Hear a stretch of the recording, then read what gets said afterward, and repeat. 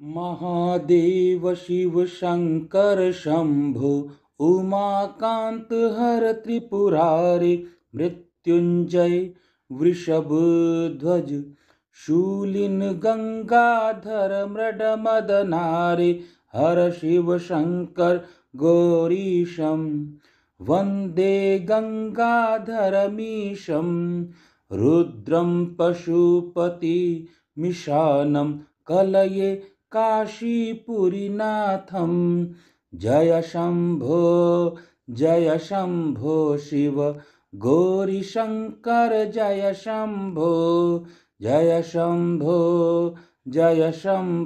शिव गौरीशंकर जय शंभो शिव गौरीशंकर जय शंभो। बोल शंकर भगवान की जय, दीनों के नाथ की जय, दीन दयाल की जय। ओम नमः शिवाय, नमः शिवाय, नमः शिवाय। एक बार फिर सबका हार्दिक स्वागत है शिव महापुराण के पंचम कांड में, पंचम प्रकरण में। और आज हमारा उसका दूसरा अध्याय होगा। दूसरे अध्याय में तारक पुत्रों के प्रभाव से संतप्त हुए देवों की ब्रह्मा के पास करुण पुकार, ब्रह्मा का उन्हें शिव के पास भेजना, शिव की आज्ञा से देवों का विष्णु की शरण में जाना और विष्णु का उन दैत्यों को मोहित करके उन्हीं का आचार भ्रष्ट करना। सनत कुमार जी उवाच, सनत कुमार जी कहते हैं, महर्षि तदंतर तारक पुत्रों के प्रभाव से दग्ध हुए इंद्र आदि सभी देवता दुखी हो परस्पर सलाह करके ब्रह्मा जी की शरण में गए। वहां संपूर्ण देवताओं ने दीन होकर प्रेम पूर्वक पितामह को प्रणाम किया और अवसर देखकर उन्हें अपना दुखड़ा सुनाते हुए कहा। देवता बोले, धातः त्रिपुरों के स्वामी तारक पुत्रों ने ये तथा मयासुर ने समस्त स्वर्गवासियों को संतप्त कर दिया है। ब्रह्मन, इसलिए हम लोग दुखी होकर आपकी शरण में आए हैं। आप उनके वध का कोई उपाय कीजिए जिससे हम लोग सुखी रह सके। ब्रह्मा जी ने कहा, देवगणों, तुम्हें उन दानवों से विशेष भय नहीं करना चाहिए। मैं उनका वध का उपाय बतलाता हूँ। भगवान शिव तुम्हारा कल्याण करेंगे। मैंने ही इन दैत्यों को बढ़ाया है, अतः मेरे हाथों इनका वध होना उचित नहीं। साथ ही त्रिपुर में इनका पुण्य भी वृद्धिगत होता रहेगा।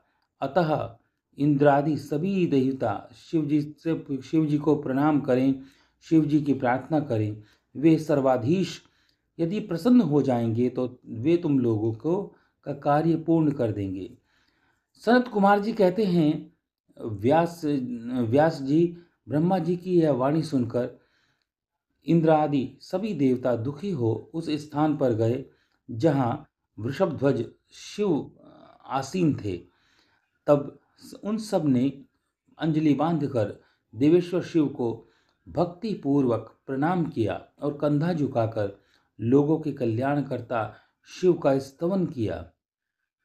मुने इस प्रकार नाना प्रकार के दिव्य स्तोत्रों द्वारा त्रिशूलधारी परमेश्वर स्तुति की करके स्वार्थ साधन में निपुण इंद्र आदि सभी देवता ने दीन भाव से कंधा झुकाए हुए हाथ जोड़कर प्रस्तुत स्वार्थ का निवेदन करना आरंभ किया। देवताओं ने कहा, महादेव, तारक के पुत्र तीनों भाइयों ने मिलकर इंद्र आदि समस्त देवताओं को परास्त कर दिया है। भगवान, उन्होंने त्रिलोकों तथा मुनीश्वर को अपने अधीन कर लिया है। संपूर्ण सिद्ध जो स्थान है उनको भी अपने अधीन कर लिया है और उनको नष्ट भ्रष्ट करके सारी जगत को उत्पीड़न कर रहे हैं। वे दारुण दैत्य समस्त यज्ञ भागों का स्वयं ग्रहण करते हैं। उन्हें ऋषि धर्म का निवारण करके अधर्म का विस्तार कर रखा है। शंकर, निश्चय ही वे तारक पुत्र समस्त प्राणियों के लिए अवध्य हैं, इसलिए वे स्वेच्छानुसार सभी कार्य करते रहते हैं। प्रभो, ये त्रिपुर निवासी दारुण दैत्य जब तक जगत का विनाश न कर डालें, उसके पहले ही आप एक ऐसी नीति का विधान करें जिससे इसकी रक्षा हो सके। सनत कुमार जी कहते हैं, मुने यो भाषण करते हुए उन स्वर्गवासी इंद्र आदि देवताओं की बात सुनकर शिव जी ने उत्तर देते हुए कहा। शिव जी उवाचः, शिव जी कहते हैं, देवगण, इस समय वे त्रिपुराधीश महान पुण्य कार्यों में लगे हुए हैं, और ऐसा नियम है कि जो पुण्यात्मा हो, उस पर विद्वानों को किसी प्रकार भी प्रहार नहीं करना चाहिए। मैं देवताओं के सारे महान कष्ट को जानता हूँ, फिर भी वे दैत्य बड़े प्रबल हैं, अतः देवता और असुर मिलकर उनका वध नहीं कर सकते। वे तारक पुत्र सब के सब पुण्य संपन्न हैं, इसलिए उन सभी त्रिपुरवासियों का वध दुस्साध्य है। यद्यपि मैं रणकर्कश हूँ, तथापि जानबूझकर मैं मित्रद्रोह कैसे कर सकता हूँ? क्योंकि पहले किसी समय ब्रह्मा जी ने कहा था, मित्रद्रोह से बढ़कर दूसरा कोई पाप नहीं है। सत्पुरुषों ने ब्रह्म हत्यारे, शराबी, चोर तथा व्रत भंग करने के वालों के लिए प्रायश्चित का विधान किया है, परंतु कृतघ्न के उद्धार का कोई उपाय नहीं है। कहते हैं, ब्रह्मग्ने च सुरापे च स्तेने भग्न व्रते तथा निष्कृतिर्विहिता सिद्धि भी कृतघ्ने नास्ति निष्कृति। कहने लगे, उसका कोई उपाय नहीं है। कहते हैं कि उसके प्रायश्चित के लिए, परंतु कृतघ्न के देवताओं द्वारा तुम लोग भी तो धर्मज्ञ हो, अतः धर्म दृष्टि से विचार करके तुम ही बताओ कि जब वे दैत्य मेरे भक्त हैं, तब मैं उन्हें कैसे मार सकता हूँ। इसलिए अमरो, जब तक वे दैत्य मेरी भक्ति में तत्पर हैं, तब तक मैं उनका वध नहीं कर सकता। तथापि तुम लोग विष्णु जी के पास जाकर उनसे यह कारण निवेदन करो। तदंतर देवगण भगवान विष्णु के समीप गए और उनके द्वारा ऐसी व्यवस्था की गई कि जिससे वे असुर शैव सनातन धर्म से विमुख होकर सर्वथा अनाचार परायण हो जाएं। वैदिक धर्म का नाश होने से वहाँ स्त्रियों ने पतिव्रत धर्म छोड़ दिया, पुरुष इंद्रियों के वश में हो गए। यों स्त्री पुरुष सभी दुराचारी हो गए। देवता, देवराधन, श्राद्ध, यज्ञ, व्रत, तीर्थ, शिव, विष्णु, सूर्य, गणेश आदि का पूजन, स्नान, दान आदि सभी शुभ आचरण नष्ट हो गए। तब माया तथा अलक्ष्मी उन पुरों में जा पहुंची। तब से प्राप्त लक्ष्मी वहां से चली गई। इस प्रकार वहां अधर्म का विस्तार हो गया।